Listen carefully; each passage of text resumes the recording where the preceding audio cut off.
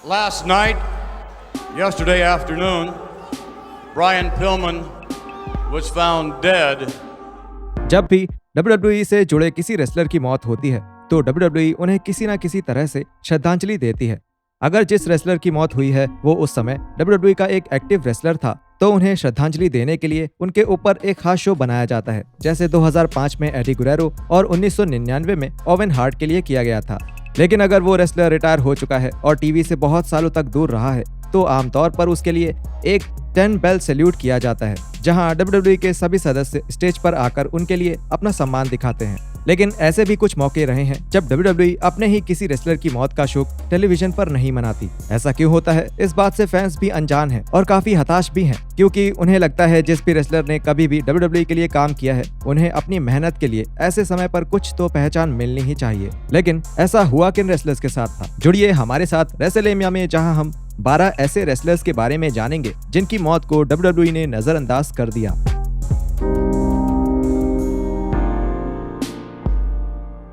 Number 12, Dino Bravo.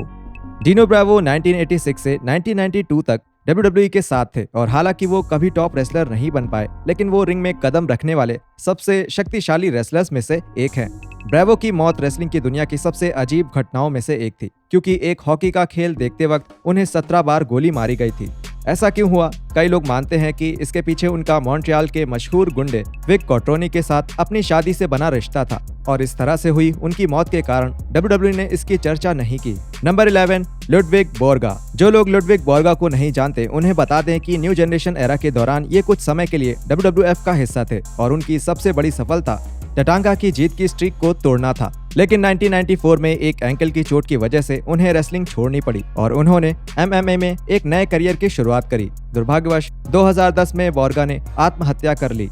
इस बात का जिक्र किसी भी तरह से WWE में नहीं हुआ, जो बहुत निराशाजनक भी था, क्योंकि WWE से निकलने के बाद उनकी जिंदगी काफी मुश्किल भरी रही थी।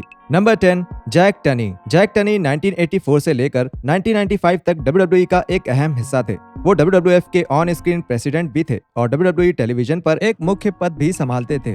अब ये उस समय से पहले की बात है जब फैंस नहीं जानते थे कि विंस मैकमैन ही असल में WWE के चेयरमैन हैं और वही पूरा शो चलाते हैं। टनी का एक दशक तक ये नाटक बरकरार रखना और अपने किरदार पर सबको भरोसा दिलाए रखना काबिले तारीफ था। टनी को बाद में कंपनी से निकाल दिया गया था और विंस मैकमैन और WWE के मैनेजमेंट से उनके रिश्ते भी खराब हो गए थे। दुर्भाग्यवश 2004 में एक हार्ट अटैक की वजह से 69 साल की उम्र में ही उनका देहांत हो गया। WWE ने उनके गुजरने की बात कभी नहीं करी और रिपोर्ट्स के मुताबिक WWE का कोई भी सदस्य उनके फ्यूनरल में भी शामिल नहीं हुआ था। Number 9, Chris Kanyon. Chris Kanyon का WCW का सफर काफी हद तक सफल रहा था। फैंस को लगता था कि क्रिस में और ज्यादा क्षमता थी और वो बहुत आकर्षक भी थे। और 2001 में जब WWE ने WCW को खरीदा तब फैंस को लगा अब शायद कैनियन को चमकने का मौका मिल सकता है, लेकिन ऐसा हुआ नहीं। कैनियन को WWE में ज्यादा इस्तेमाल नहीं किया गया। अपनी पिछली चोट और इस पुराने US चैंपियन के लिए कोई अच्छी योजना न होने के कारण 2004 में इन्हें निकाल दिया गया। 2010 में कैनियन ने अपनी जान ले ली और 40 साल की उम्र में ही चल बसे। WWE ने कैनियन की मौत के बारे में टेलीविजन पर कोई बात नहीं करी, बल्कि इस बारे में सिर्फ अपनी वेबसाइट पर एक बयान जारी कर दिया। नंबर 8, क्रैश हॉली। क्रैश हॉली एटीट्यूड एरा के सबसे मनोरंजक रेसलर्स में से एक थे। हार्डकोर डिवीजन में इनका समय WWE द्वारा बनाए गए सबसे मजेदार किस्सों में शुमार है और हॉली ने हार्डकोर टाइटल 22 बार अपने नाम भी किया था। दुर्भाग्य से जब एटीट्यूड एरा खत्म हुआ और WWE ने हार्डकोर टाइटल रद्द कर दिया तब हॉली के लिए कंपनी के पास कोई खास योजना नहीं बची और 2003 की गर्मियों में उन्हें निकाल दिया गया। उसी साल नवंबर के महीने में अपने अच्छे दोस्त स्टीवी रिचर्ड्स के घर पर ओवरडोज के कारण उनकी मौत हो गई और उस समय वो बस 32 साल के ही थे। WWE ने हॉली की मौत के बारे में कभी बात नहीं करी, लेकिन 2005 में ECW वन नाइट स्टैंड पे-पर-व्यू में दिखाए गए एक ट्रिब्यूट में उन्हें शामिल किया गया था, जो एक इज्जत का प्रतीक तो है, लेकिन हॉली इससे कहीं ज्यादा बेहतर श्रद्धांजलि के हकदार थे। Number 7, viscera. विसेरा की मौत को नजरअंदाज करने की वजह से WWE को ऑनलाइन उनके फैंस की बहुत बुरी प्रतिक्रिया मिली। विसेरा WWE में एक लंबे समय तक थे और मिड 90s में मेबल नाम का किरदार निभाते थे, जिसके बाद विसेरा के रूप में वो अंडरटेकर की मिनिस्ट्री ऑफ डार्कनेस का एक अहम हिस्सा थे। रूथलेस एग्रेशन एरा के अंत में एक बार फिर उनका किरदार बदला गया और अब वो बिग डैडी वी के नाम से जाने गए। 2014 में एक हार्ट अटैक की वजह से विसेरा की मौत हो गई, जिससे उनके कई फैंस और साथी रेसलर्स उदास हुए। WWE ने रॉ के सेगमेंट में उन्हें किसी भी तरह की श्रद्धांजलि नहीं दी, जिससे बहुत सारे फैंस नाराज हो गए। लेकिन उसके अगले हफ्ते में WWE ने विसेरा को एक श्रद्धांजलि दी और लोगों को ये समझ नहीं आया कि ये ट्रिब्यूट उन्हें फैंस के दबाव में देना पड़ा या इसकी योजना पहले से ही तय थी। Number 6, lens केड।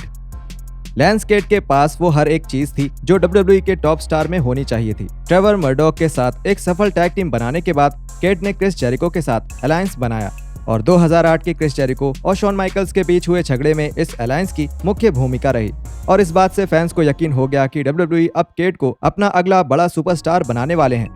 बदकिस्मती से ऐसा कुछ नहीं हुआ और उसी साल एक प्लेन पर लकवा मारने के बाद उन्हें निकाल दिया गया।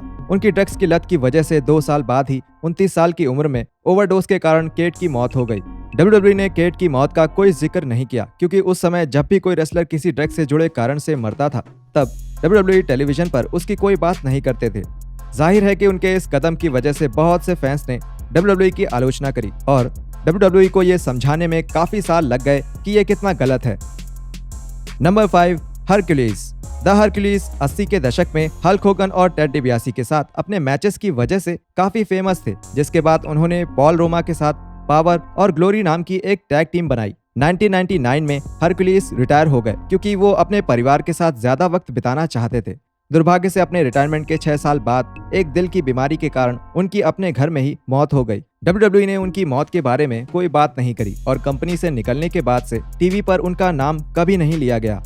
नंबर 4, टेस्ट को बिना किसी शक के WWE में एक बड़ा स्टार होना चाहिए था। 1998 में डेब्यू करने के बाद टेस्ट विंस मैकमैन की कॉर्पोरेटेड स्टेबल से जुड़ गए, जिसके बाद उन्होंने स्टेफनी मैकमैन के साथ एक रोमांटिक स्टोरी लाइन भी स्टार्ट की।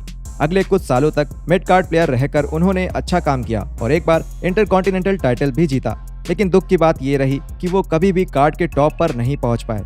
2009 में अपने 34वें जन्मदिन से 4 दिन पहले ही टेस्ट की एक ओवरडोज के कारण मौत हो गई। बाद में डॉक्टर बेनेट ओमालू ने बताया कि टेस्ट को CTE था और उन्होंने बताया कि इस CTE के असर टेस्ट के व्यवहार और दिमागी हालत पर भी पड़ रहा था। WWE ने उनकी मौत की बात कभी नहीं करी, जिसकी वजह से फैंस काफी नाराज हुए क्योंकि टेस्ट एटीट्यूड एरा के एक अहम हिस्सा थे और फैंस को उनका काम बहुत अच्छे से याद था और उस मेहनत के लिए एक श्रद्धांजलि जिसके वो हकदार थे वो उन्हें ना देना WWE के लिए एक शर्मनाक बात थी। Number 3, Sean O'Haire. WCW programming की आखिर के कुछ महीनों में शॉन ओहेयर WCW का एक बड़ा हिस्सा थे। ओहेयर की चक कोलंबो के साथ एक नेचुरल बॉर्न थ्रिलर नाम की टैग टीम थी और फैंस का मानना था कि वो दोनों WCW का भविष्य बनने वाले थे, लेकिन जब 2001 में WCW को खरीदा गया तब उनका भविष्य डगमगाने लगा। ये जोड़ी WCW के साथ जुड़ गई और 2001 की गर्मियों में अपना डेब्यू किया, लेकिन उसके कुछ ही समय बाद ओहेयर को OVW भेज दिया गया ताकि वो और सीख सके। 2003 में WWE ने स्मैकडाउन में एक डेविल्स एडवोकेट के किरदार में ओहेयर का डेब्यू तय किया और उनके साथ लेजेंडरी रॉडी पाइपर को भी रखा गया। हालांकि इस गिमिक में बहुत क्षमता थी और जाहिर तौर पर ओहेयर ने अपने स्किल्स को निखारा था, फिर भी अगले साल उनको निकाल दिया गया। निकाले जाने के बाद कई सालों तक ओहेयर को नशे की लत लग गई थी और वो डिप्रेशन में भी थे। इस हालत ने 2014 में 43 साल की उम्र में उनकी जान ले ली। ओहेयर की मौत के बारे में टेलीविजन पर बात नहीं करी गई, लेकिन WWE के वेबसाइट पर एक स्टेटमेंट जारी किया गया था। Number 2, Doink the Clown, Matt Osborne. Matt Osborne original Doink the Clown का किरदार निभाने के लिए फेमस थे।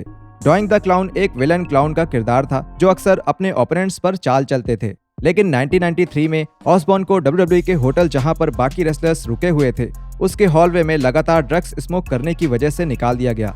इसके बाद डॉइंग द क्लाउन का किरदार रे अपोलो निभाने लगे, लेकिन 2007 में रॉ की 15वीं सालगिरह में ऑसबॉर्न को फिर से छोटे समय के लिए ये किरदार करने का मौका मिला। दुर्भाग्य से 2013 में एक ओवरडोज के कारण ऑसबॉर्न की मौत हो गई। उनके परिवार ने WWE पर एक केस भी किया जिसमें उन्होंने दावा किया कि अपने WWE करियर के दौरान ऑसबॉर्न के सर पर लगी चोट के कारण ऑसबॉर्न की इतनी जल्दी मौत हो गई। Number 1, Umaga. उमागा ने 2002 में WWE में अपनी शुरुआत जमाल नाम के किरदार से करी और वो एरिक बिशॉफ के 3 मिनट वार्निंग स्टेबल का हिस्सा थे।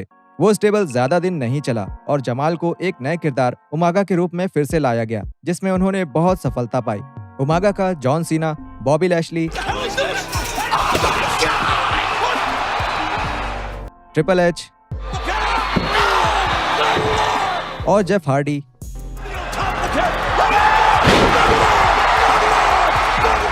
जैसे रेसलर्स के साथ झगड़ा काफी फेमस रहा। कुछ फैंस यहाँ तक मानते थे कि उमागा उन सुपरस्टार्स में से हैं जो WWE में सबसे बेहतरीन होने के बावजूद भी कभी टाइटल नहीं जीत पाए।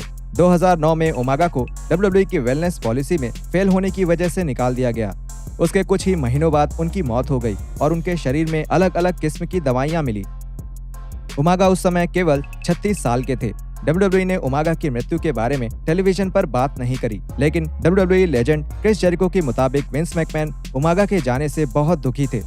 टॉक इस जेरिको के एक एपिसोड में जेरिको ने कहा था, मुझे याद है कि विंस इस बात से कितने दुखी थे क्योंकि उस समय उन्होंने ओमेगा को इसलिए निकाला था क्योंकि वो रिहैब नहीं जाना चाहते थे।